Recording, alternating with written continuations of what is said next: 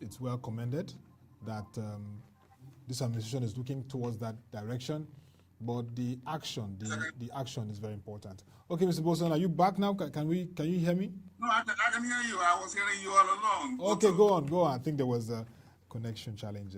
Apologies. Yes, I just to just summarize what I said previously is that the government has to find a very creative way, reduce its own expenditure, reduce fiscal spending, try to cut excess fat to be able to fund what you call the bouncing back economic sustainability program, which is another ERGP in a manner of speaking.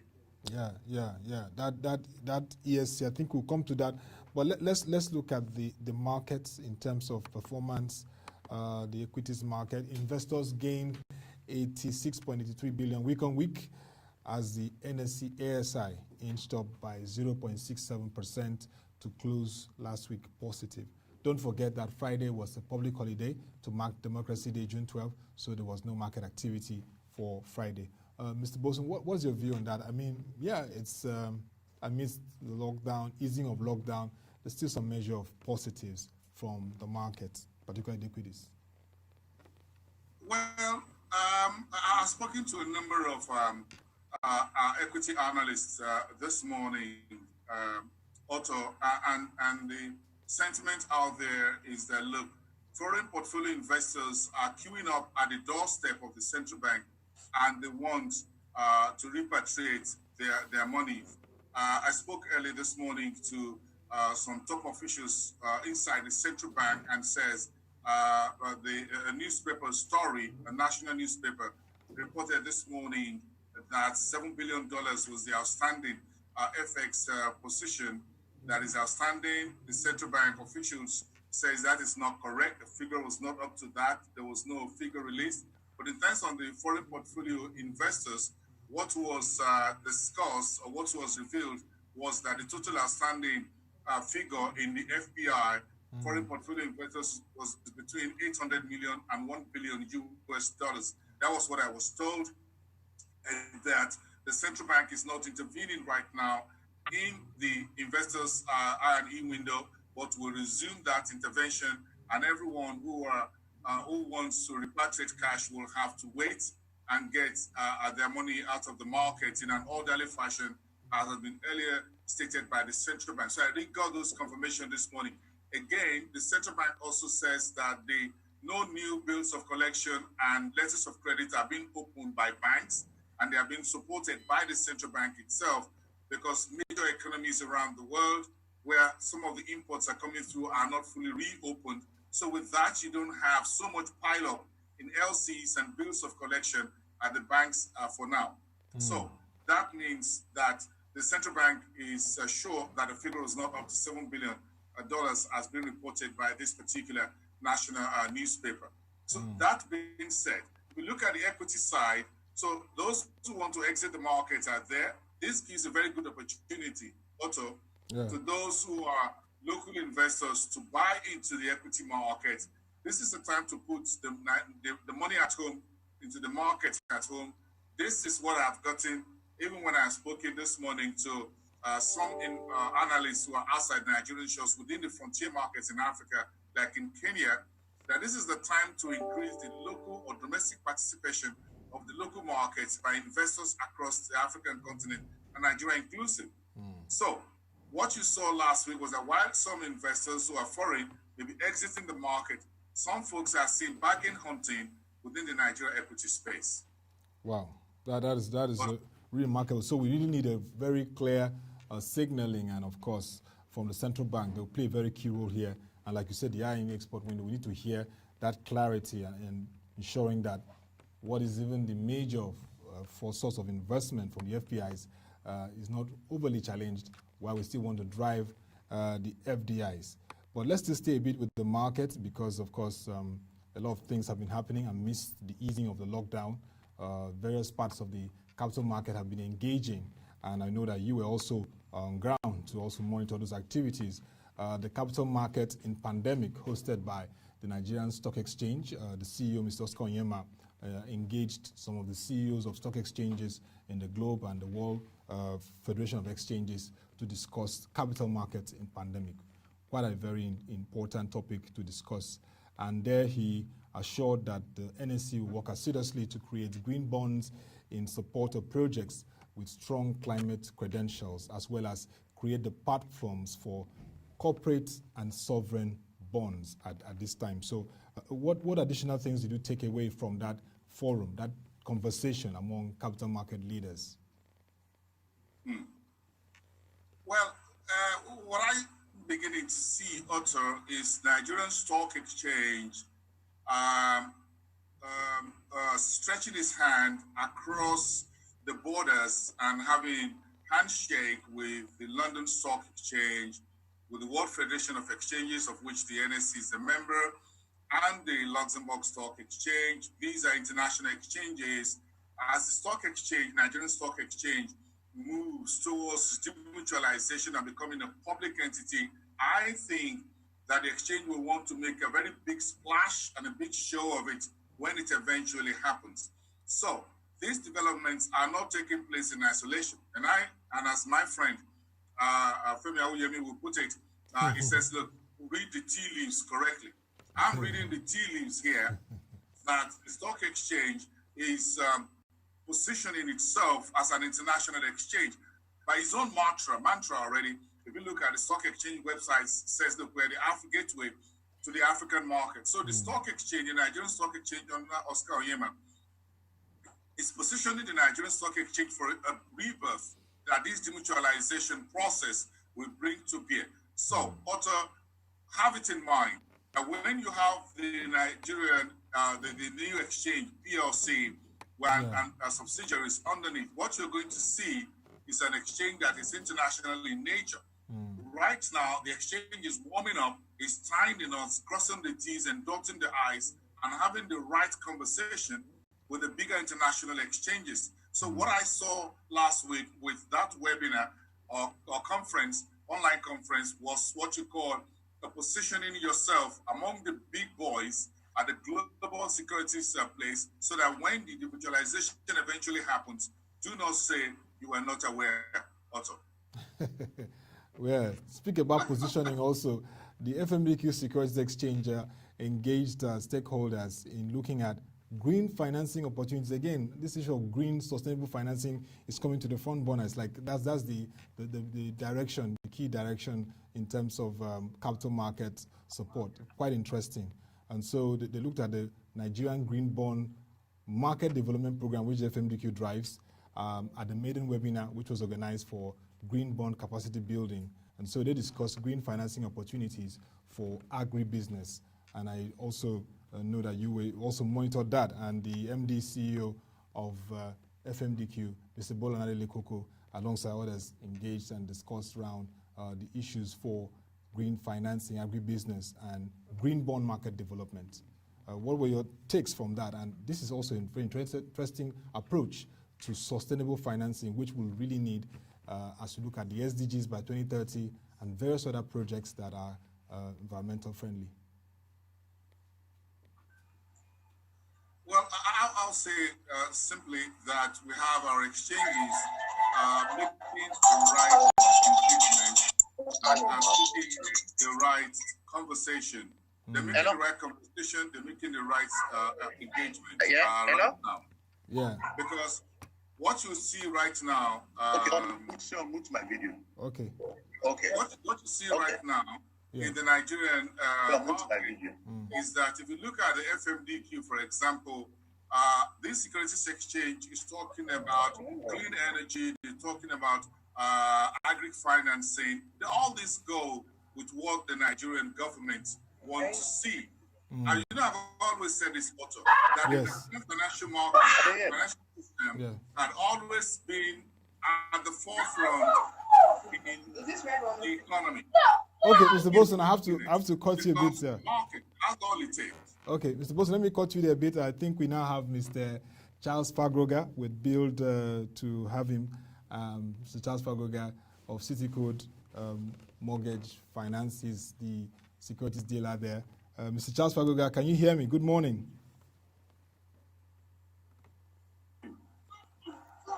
Mr. Charles, can you hear me? Good morning. Good morning yes, to you. Good morning, I can hear you. Yes, Morning. yeah, Happy New Week to you. I wish you the same. Yeah, we also have Boason virtually joining us too. And we've been I've talking heard about his the voice. markets. I'm seeing him on my screen. We've been discussing around the markets and developments. So Boason was just about to talk about the FMDQ webinar. So let him conclude, and then we'll get back to you to talk about the capital markets too.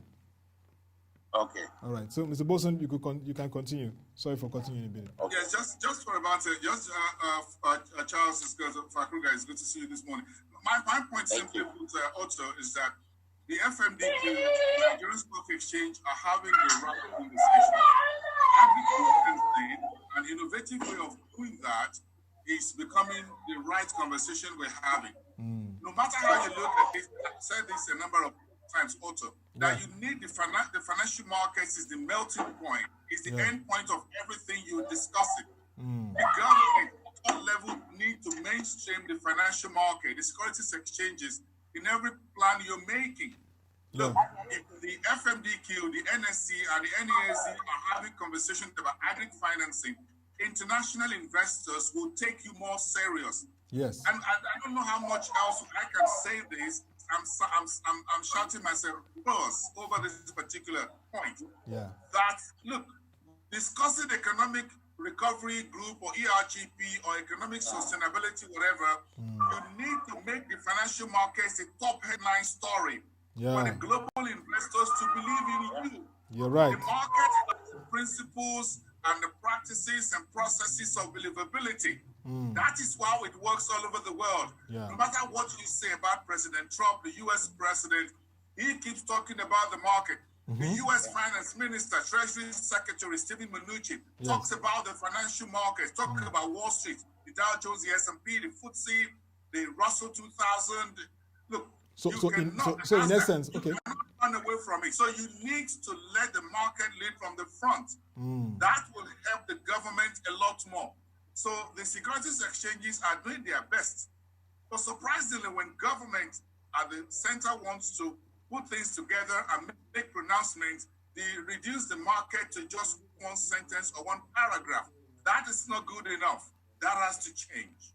I agree with you, Boason. I was looking out at the president's speech where he would talk about the market in terms of public-private partnership or liberalization of state assets through the market. That has been something that has been discussed at length, and we need to see action from the presidency giving that seal they need to to drive the speak process. directly to the market. They need to tell the market interventions. They need to tell everyone to go to the NSC, to the FMDQ, to the NESD, to FX Commodities Exchange, and use the opportunities of this market. The president touched on Sukuk bond in his speech, and I saw that in that 98th paragraph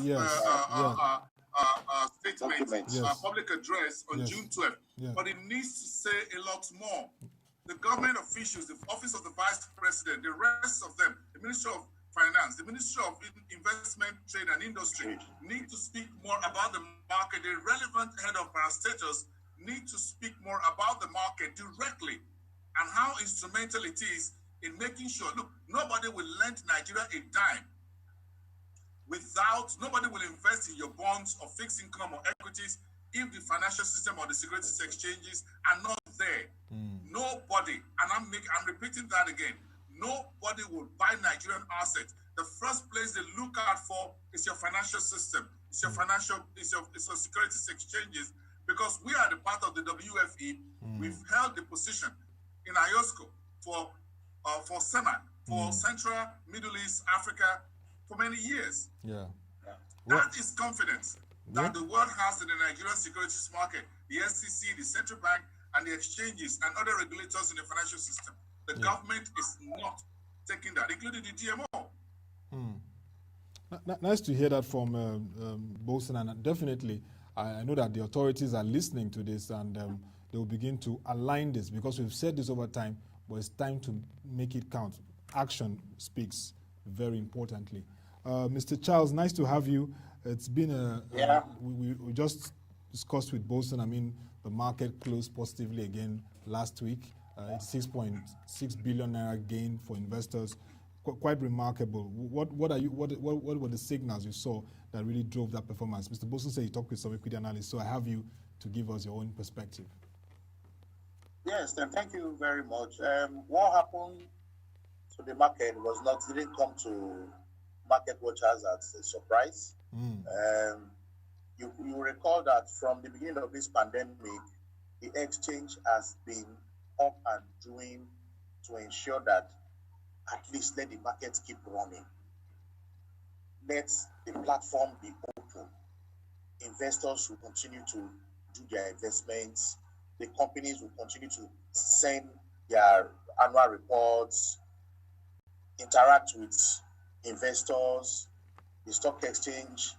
All these things were going on because they were able to trigger their business continuity plan and all the programs they've been doing, the green bond, the webinar, and all that. So all this gave investors confidence that they could still continue to do this investment.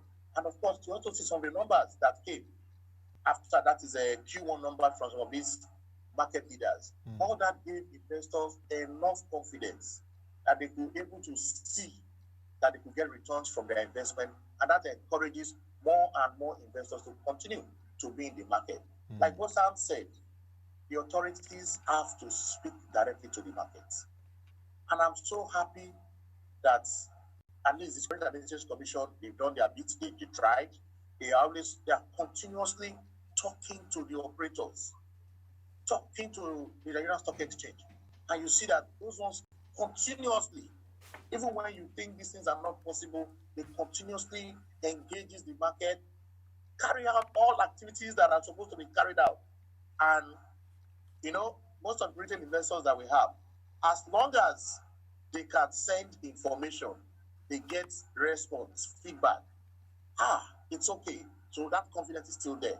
But again, I agree with Boason, the government economic plan must be in line with the securities market. The securities market must be seen to be functioning, if not optimally, because of this pandemic. But at least, I will tell you, we still have some retail investors who still find it difficult to send their mandates, who find it difficult to subscribe, that is the Sukuk bond. But when I look at these retail investors, the small investors, then for me, they make up the market. Because these big time players, these foreign investors, when there are issues, they are not comfortable, there is not enough communication, they leave your market. Yes, the market. Yeah. Take somebody in a rural area, he wants to do an investment, he doesn't have all the gadgets, then he's able to send a text message. That's very important to his operator, to the stockbroker or whoever. And that one gets that message, is able to, whatever he is, he's able to send to his compliance, his operations, everything is triggered, and they're able to trade for that investor. They're able to tell him the things you submitted for the Sukuk bond, everything has been accepted and it has been gone for processing. So by the time GMO finishes everything, you are sure that you have gotten that federal government bond of maybe after paying just 10,000, 20,000, 50,000 naira. When then next you are doing any other offer, the investor is confident that I am going to get and will continue to be. So that is why we saw some of these numbers that people even ask me, the stock market, pandemic is not affecting the stock market. I say no, the pandemic is affecting the market. But just that the players, the ecosystem have agreed and put in measures in place, trigger business continuity plan, and at least something is going on seamlessly. I'm not saying there are no challenges. There are times I want to get hooked to the market. It will take me some time. There will be challenges here and there, but we are all very happy that as we speak, the stock exchange, if you go there now, it's like if nobody is in there, but there are people working tirelessly 24/7 to ensure that traders like us, from whatever we are, continue to trade and our investors get value for their money. So that's why we saw some of these figures coming out as if everything is normal. Things are not normal, but we are going to use this as the new normal now. I mean, it is after 10. I must tell you, I don't think I'm going to the office today. I'm not even going for the past how many weeks, I've not seen the building. But I'm working remotely with my folks. Yeah. I'm communicating with my folks. Everything. City Code is a group. Mm-hmm. There are so many things we are doing. So I'm communicating with them. When mandates come, I verify and I send them to the compliance and operations. And I'm also talking to my other colleagues. Everybody is saying, this is a little bit difficult, but thank God we are able to pull through it, and we are doing it, we are getting there. However, we still hope and believe that things will come back to normal. But from what we are saying, like what they have told us about the virus, we just have to live with it. So the system we find ourselves now, we just have to live with it. We just have to continue to work remotely. We just have to allow our clients, make it simple for them to be able to assess us. At the same time, we're also assessing the markets. Yes. And in terms of the demutualization of the Nigerian Stock Exchange, what are the current updates you're having, and what are your colleagues also looking at this period? How is it going? Yes, the last time you recall that the court order meeting has been approved. Mm-hmm. Everything is set. Even the succession plan is already there. So they're just trying to put some little technicalities together.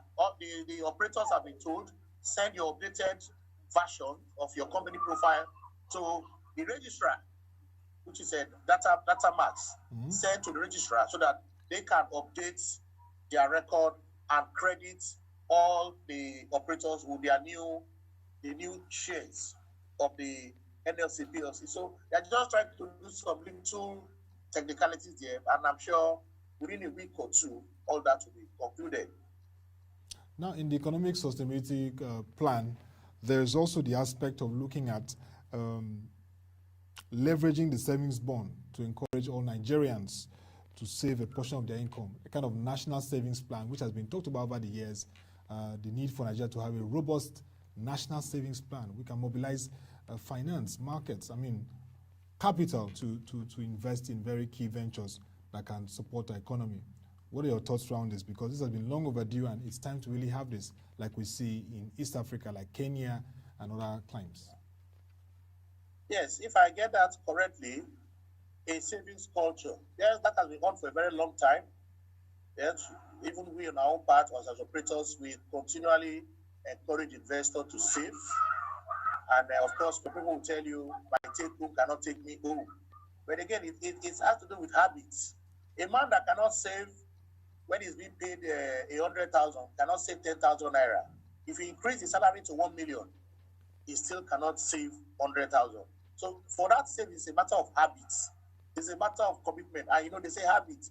When you cultivate a new habit, you sustain it for at least 21 days, you'll be able to, it becomes part of you. So that's not been easy. We've been encouraging investors to say, okay, at least save at least 10% of your income, no matter what. And you begin, we encourage them to do that. However, the challenge we're having is somebody who has been a worker for years and is not able to sustain salary, is not able to do so many things. That becomes a real challenge. It becomes a real challenge for that business owner and his employees to save.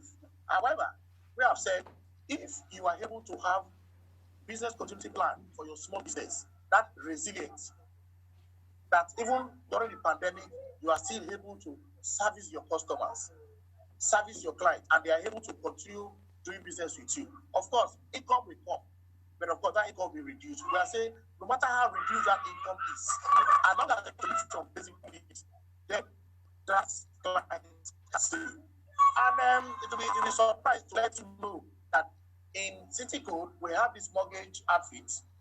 And I'm surprised that these people who have benefited from the mortgage, they are doing their repayment because it's already calculated. That's what they call the direct debit. At the end of every month, what they are supposed to be paying back the loan, they are paying this money back. And we also have some investors, some clients who have said, please, at the end of every month, this is mandated to my investment account. My broker buy this and this for me. So we see that arrangement is still going on. Of course, you will agree that most of those workers are, well, organized private sector, government workers, that despite the pandemic, they are still able to earn their salary.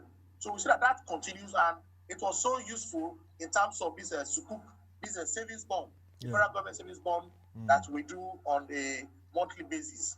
Most of them were given that mandate. And we are so happy that this thing is able to come. But of course, we have technical issues here and there. Maybe the bank will say they need to update, want to update this, want to update that. So those are some of the technical challenges we have. Whereas concerning to the habits of that savings, yes, we used to have over 100 before that will continue to do that savings, do for investment and also the federal government savings board. That figure has drastically reduced. From the last count I had with my CFO, they are saying that has reduced. We're having close to about 40 of them who still continue. And of course, some will tell you, okay, I'm still trying to settle down. The pandemic, we've not been receiving salary, this here and there. But we still see that the few who are continuing, we are still able to do some little break even. So I think encouraging investors to do that savings is a lot of work from not only the operators like myself, that we have been doing. Of course, we have our own client base. We make sure that we continuously engage them. We continue to talk to them. The regulators too have to do a lot of work. They have to do a lot of work in the media. They have to keep engaging these investors directly through the media. They have to continuously do that so that they will know that, yes. And of course, most of them know that this money is going to assist the federal government in carrying out certain projects that will benefit the economy. And of course, the economy will still be running. Yes. However, the challenge that we are having is the investors having that confidence that the government is transparent. DMO has a lot of work to do. Because somebody will tell me, my broker, I don't know what federal government is going to do. What are the projects they are doing? What are the roles they are doing? So if I'm going to give this my little savings, how am I sure the monies are going to be used for the purpose? But we've always explained to them, that is where communication comes in. That look, DMO is in charge, the government stockbrokers are there, and of course, SEC is also there to ensure that the purpose for which these savings were mobilized, the monies are used for that specific purpose. Once that assurance is there, we'll begin to see more and more investors will participate. At the same time, if at the end of their coupon period, they see their coupon credited to their account, no matter how small it is, and somebody will just call and say, I've seen this this credit from CSCS. You say, yes, you check. I say, okay, that is the bond that you invested some 2-3 months ago. Oh, it's working. Yes, it is working. And that investor is encouraged, no matter how small. Because I deal with a lot of retail investors. So when they see that, for them, it's not even the amount of money that comes in. That this is a transparent process. They can get value for what they have done. And they will tell you, okay, I did for the last one, I did 50,000 naira. Now I think I want to increase to 100,000 or even maybe 500,000. And they also begin to tell other retail investors and even their colleagues at the workplace, they say this thing is working. And we begin to see more and more increase in the figures. Okay. All right, let's wrap up with the markets. We're entering the second half of the year, and of course, it's very important to see key decisions, key steps that will shape the market from equities to the whole capital market ecosystem. So I'll start with you quickly, Mr. Charles Fakrogha, and get to Mr. Boason as we wrap up. We have a change in leadership in SEC. What are the key things that have to be done to ensure that, like we've discussed today, the capital market continues to be also in the epicenter of government planning and policy and leveraging for economic growth?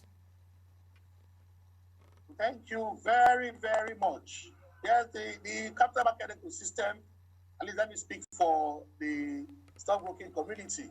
They were quite a little bit apprehensive about the new appointment, but after looking at the credential of the man who was appointed, of course, you can't fault that.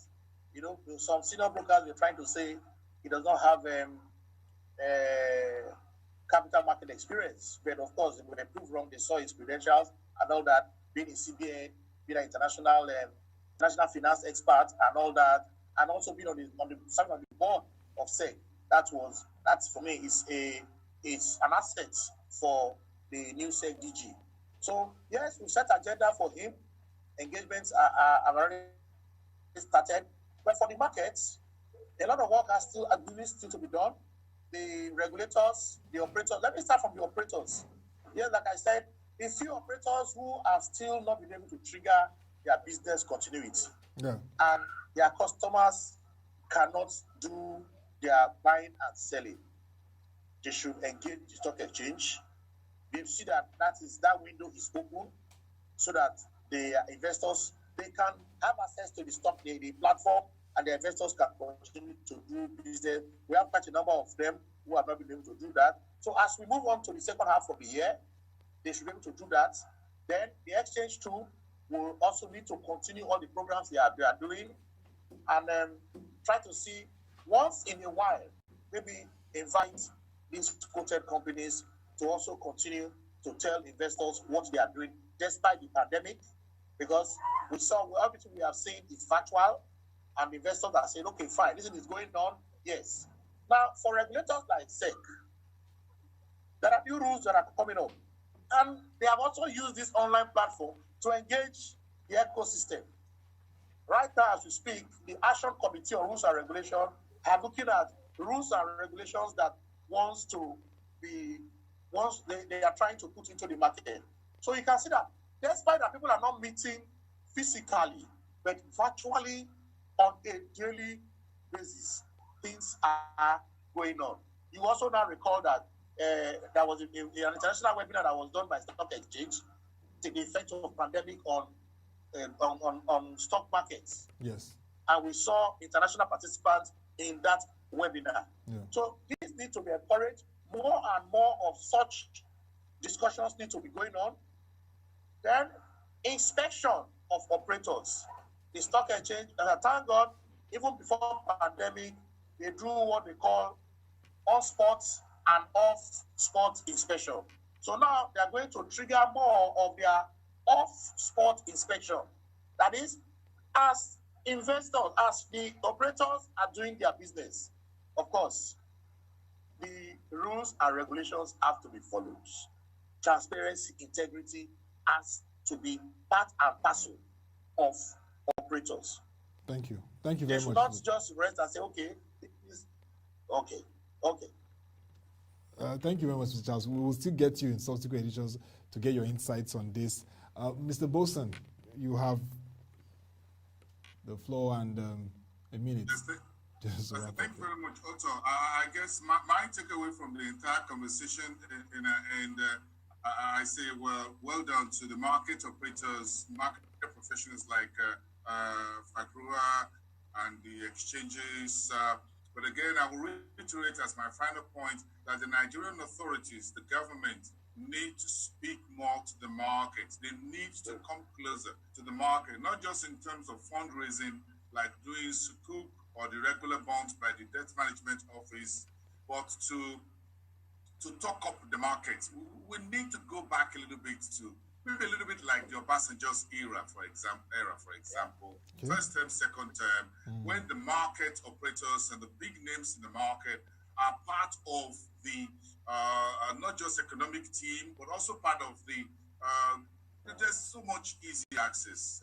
Then I would advise those who are very close to President Buhari to take the Nigerian Stock Exchange, the FFDQ, and the NESC much more closer.